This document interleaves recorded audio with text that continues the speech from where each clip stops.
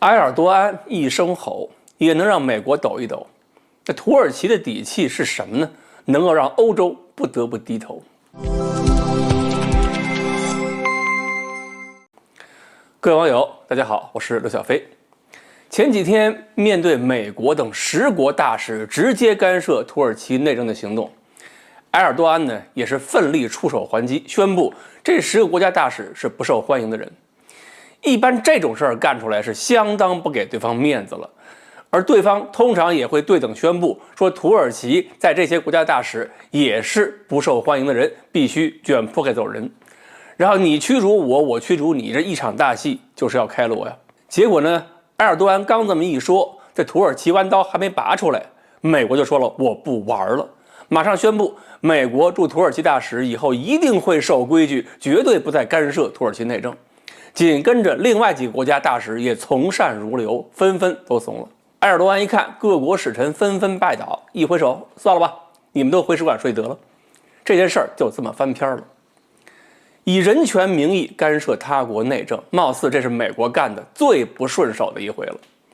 那么为什么美国这些国家同样是围绕人权问题死盯着中国这么久，面对土耳其一阵风就过去了？所以有人就觉得，要不然欧洲国家继续对这个新疆问题、西藏问题在我们面前指手画脚的时候，我们是不是也可以宣布一下这些国家大使是不受欢迎的人，我们也试试？其实呢，这个条件还是不太一样。土耳其手里有一些牌是让美国又警觉还不敢太过分的。首先，土耳其的军事力量真不弱。冷战结束之后呢，欧洲国家军队力量衰减太厉害了。现在土耳其在北约体系里边军力能够排到第2，仅次于美国，常备军力60多万。你想这个德国才30多，虽然这个装备先进水平不如法国、德国这些国家，但是如果要马上进入一场大规模持续战争，那么这个持续能力方面，法国可能还真不行。2011年，法国空袭利比亚，坚持了没几周啊，弹药库存愣是撑不住了。所以，就算土耳其在美国、在欧洲盟友眼里边再怎么另类，这个翻脸的代价还是欧洲暂时不能承受的。另外，如果土耳其这么大一支军事力量被逼急了，倒向俄罗斯怎么办？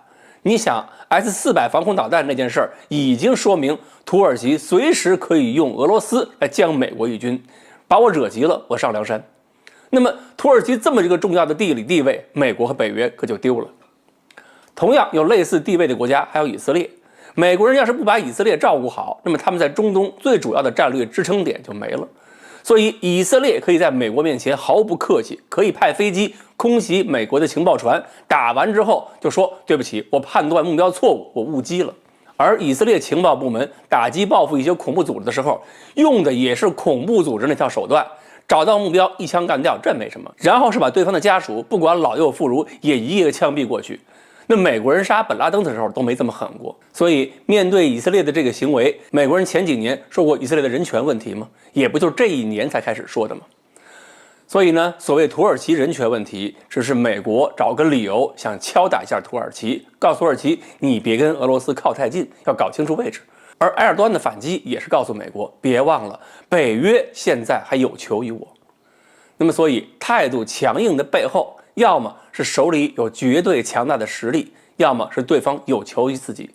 你要是没有实力，人家前脚说完你人权有问题，后脚马上敢用飞机来炸你。